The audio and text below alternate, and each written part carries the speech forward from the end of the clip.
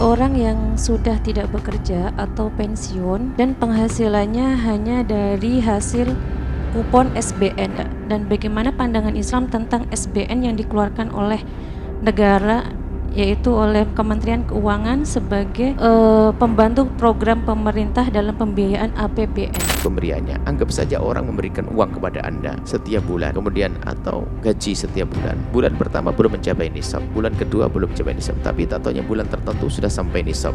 Di saat mulai sampai nisab itu baru Anda hitung nanti setelah berputar menginap 1 tahun.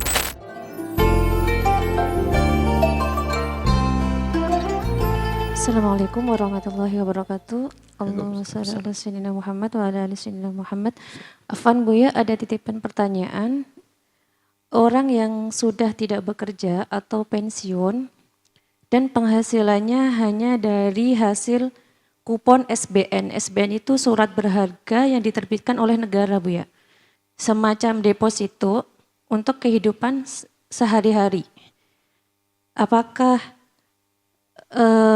misalkan depositonya itu udah mencapai nisab misalkan 500 juta, apakah orang tersebut wajib mengeluarkan zakat malnya atau tidak? Dan bagaimana pandangan Islam tentang SBN yang dikeluarkan oleh negara, yaitu oleh Kementerian Keuangan sebagai pembantu program pemerintah dalam pembiayaan APBN? Syukron Buya atas pencerahannya. Assalamualaikum warahmatullahi wabarakatuh. Waalaikumsalam warahmatullahi wabarakatuh. Kita tidak tahu itu uang apa. Kalau uang itu sifatnya bantuan dari negara, kucuran dana dari negara diberikan kepada abdi negara yang sudah uzur, sudah usia untuk pensiun, maka itu harta yang sah. Kenapa? Negara yang memberi. Diberi sah, cuman kita tidak tahu, kita harus detailnya kayak apa, uang apa itu. Kalau memang setiap warga negara yang sempat menjadi abdi negara, pegawai negeri lah atau apa, kemudian setelah itu masa pensiun, mendapatkan bantuan, sah itu bantuannya. Kemudian setelah itu, uang itu disimpan. Uang itu berarti kan miliknya dia. Ibu-ibu si pensiun tadi. Kalau ternyata uang itu sudah terkumpul, melebihi daripada nisab, maka setelah itu baru nanti berputar 1 tahun melebihi nisab, maka wajib dikeluarkan zakatnya. Asalkan nginap. Kalau belum nginap 1 tahun tidak. Itu tidak beda dengan gaji juga. Kalau memang orang diberi, saya nggak bisa, makanya kita tidak memastikan itu uang seperti apa sih pemberiannya. Anggap saja orang memberikan uang kepada Anda setiap bulan. Kemudian atau gaji setiap bulan. Bulan pertama belum mencapai nisab, bulan kedua belum mencapai nisab, tapi tak taunya bulan tertentu sudah sampai nisab.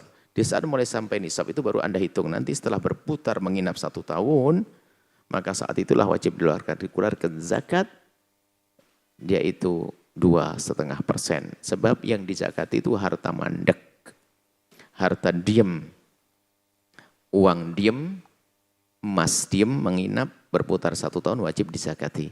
Adapun tadi uang itu namanya apa, hukumnya syariat, kita perlu penjelasan dulu yang bersangkutan. Negara memberi gaji halal kok haji, modal memberi hadiah halal, negara memberi santunan halal, negara memberikan pertolongan halal. Kalau itu, kalau nanti masalahnya lah deposito, tidak tahu bahasa deposito kan adalah dalam dunia perbankan.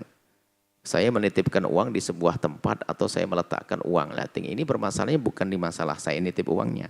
Cara penitipannya, jika di situ ada ribanya bertambah dengan cara riba, yang salah adalah urusan depositonya ini, bukan pemberian. Ada orang ngasih uang ke saya halal, tapi setelah saya letakkan di tempat yang ada riba, yang menjadikan sebab berkembang dan riba, salahnya bukan salah orang memberi, bukan salah pemerintah, berarti salah lembaga keuangannya. Nah, hal begini ini kita belum bisa menjawab kalau tidak tahu ini diletakkan di bank mana tadi. Terus bagaimana prosesnya? Kalau saya nitipkan, mungkin saya dapat bantuan. Setiap bulan 2 juta, 2 juta, 2 juta, 2 juta. Tak tahu sampai terkumpul 500 juta. Nah, ini 500 itu murni atau 500 berkembang? Kalau 500 murni dari yang diberi sah, tapi 500 berkembang, beranak. Ini ada uang beranak. Nah, makanya itu menjadi tidak benar. Karena beranaknya itu adalah ada riba. Kenapa kita meletakkan di sana beranak? Kecuali kita menitipkan sebuah lembaga keuangan dan memang sudah ada kesepakatan bahwa uang kita akan diputar untuk sebuah usaha, di situ akan ada bagi hasil, maka bagi hasil itu adalah anak halal. Itu anak halal bukan anak haram, anak halal. Karena berdasarkan bisnis yang diputar, kemudian pembagiannya adil, yaitu bagi hasil sesuai dengan aturan syariat sah. Tapi kalau tiba-tiba berkembang nggak jelas jeluntrungnya, nah, yang penting kamu dapat begini berapa persen, lah itu adalah riba. Karena kita seolah-olah juga menitipkan uang di sana, tiba-tiba ada tambahannya.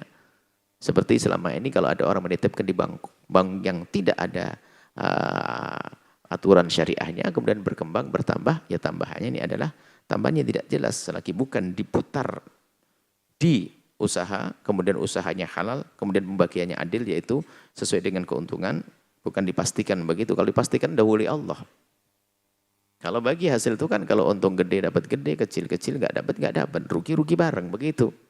Kalau ini ada lembaga keuangan, sok harus kamu dapat berapa persen, soalnya memastikan saya akan untung. Lah ini kurang ajar kepada Allah sebetulnya. Nah ini adalah seperti itu. Jadi dikembalikan kepada lembaga keuangannya, kita belum tahu tadi proses itu. Kalau nanti ada yang menjelaskan, akan kami beri jawaban yang lebih insyaallah. Wallahu a'lam bishawab. Sahabat Al-Bahjah TV, setelah menyaksikan video ini, jangan lupa bersolawat kepada baginda Nabi Muhammad. Shollu ala Nabi Muhammad. Allahumma sholli alaihi wa ala alihi wa sahbihi.